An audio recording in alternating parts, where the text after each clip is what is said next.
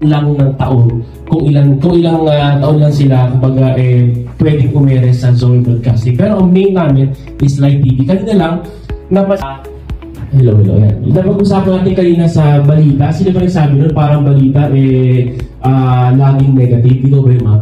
Si Iha ba? Ikaw ba yung si Kathleen? Oras din ang inabot. Bago na ulan ng tumbero ang sunog. Wala pa namang inilalabas na karagdagang detalye ang otoridad patungkol sa naging sanhi ng sunog. Sa ibang pang balita, aabot sa 11 katao ang naitalang nasawi matapos sumiklab ang sunog at matrap ang mga biktima. Sa isang maliit na 5-story building sa Binondo, Manila, Biyernes ng umaga. Pangalawa ay educate, pangatlo ay entertain. So nag-inform, nag-educate at nag-entertain tayo. Yun ang ating pinakatatlong function bilang mga media practitioner, bilang mga nasa mass media. So ito, bakit ba natin ito malaman? Bakit kailangan natin ito malaman itong mga pwede sa bigo? Kasi tayo po ang nagsaset ng minds ng ating mga audience. Sa ngayon ay hindi pa gumagalaw ang andas, pero inaasahan na bandang hapon ay gumalaw na ito, paikot, pabalik sa Quiapo Church. No, 8 pa lang tayo, 8 pa lang. 8 pa lang. Pahalik pa lang 8 ha, tapos 9 pa siya gagalaw. Okay? So pwede ito, ang starting nyo, yes Lance, patuloy ang pagdagsa, patuloy ang pagdating ng mga tao sa nagpipila dito sa halika sa Poong Nazareno. At kanina nakausap natin, pwede kang mag-ganon. Okay, nakausap natin, kusta yung presyo ng mga prutas dyan, lalo yung mga bilog. Yes, Ace, grabe nga, napaka-high demand ng mga prutas at ibang humilihin ngayong magbagong taon na.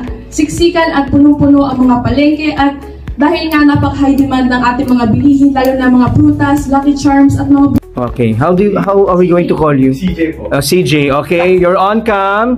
Ready, camera roll, action. Informasyon, mga kwentong may dalang at inspirasyon na tinututukan ng balitang A to Z. Sa ngalan ni Barbie Mulak, ako si CJ. Maging maalam, makialam, magandang gabi, Pilipinas. Okay, game ready, you're on cam, roll. At yan ang mga balitang impormasyon, mga kwentong may dalang, inspirasyon na tinutukan ng balitang A to Z. Sa ngalan ni Barbie Mulak, ako si Aaron Turo, maging maalam, makialam, magandang gabi, Pilipinas. You're on cue. 5, 4, 3, 2, 1, roll! At yan ang mga balita at impormasyon, mga kwentong may dalang inspirasyon na tinutukan ng balitang A to Z. Sa ngalan ni Barbie Mulak, ako si Althea Garabon. Maging maalam, makialam. Magandang gabi, Pilipinas! Ano po yung pwede kong gawin para ma-lesson yung ganun?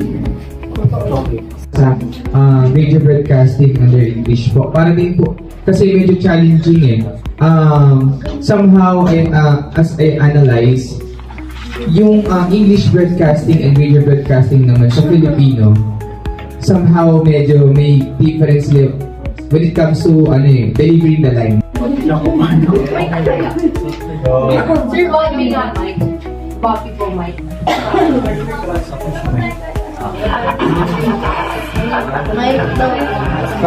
East Coast this Saturday.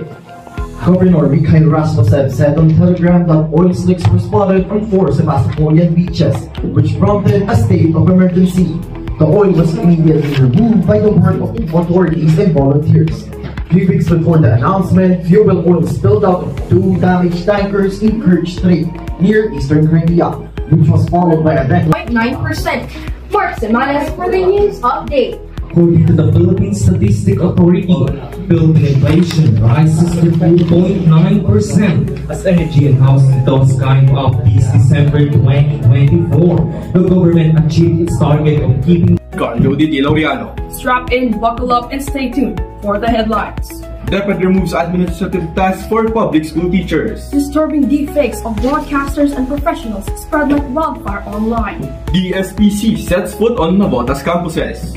2 senators want to put Lotto on hold due to rumored fraud.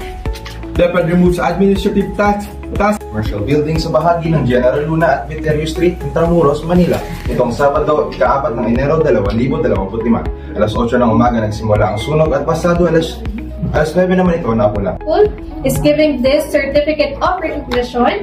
This certificate is presented to Sir Rodolfo A. Garabot for sharing his valuable time and expertise during the news writing workshop and broadcasting held at Navotas National Science High School on January 11, 2025. During his valuable time and expertise during his the news writing workshop and broadcasting held at Navotas National Science High School on January 11, 2025. Given at Nagsay ICT Laboratory Room, the 11th day of January, signed by our principal, Sir Russell P. Sanchez. Maraming salamat.